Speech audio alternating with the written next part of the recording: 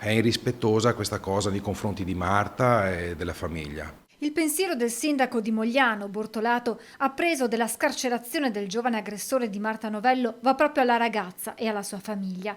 Primo cittadino che poi ricostruisce gli ultimi fatti, sottolineando l'impegno di Comune e ULSS nella vicenda. È arrivata questa ordinanza che chiedeva ad ASL e al Comune di trovare in pochissime ore una struttura specializzata per accogliere il ragazzo. Lo abbiamo fatto un miracolo, in pochissimo tempo abbiamo trovato questa struttura, peccato che il ragazzo è risultato irreperibile. Una notizia arrivata come un fulmine a ciel sereno a Mogliano. Siamo allibiti, il ragazzo è stato scarcerato per scadenza dei termini di custodia e questo ci fa vedere come la giustizia italiana spesso non funzioni.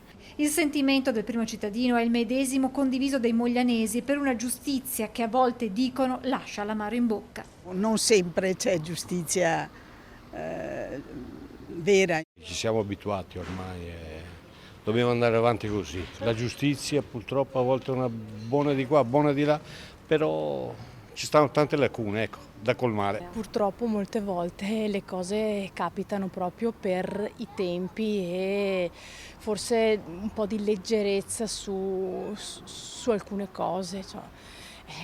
Quando è successo ha sconvolto comunque tutti.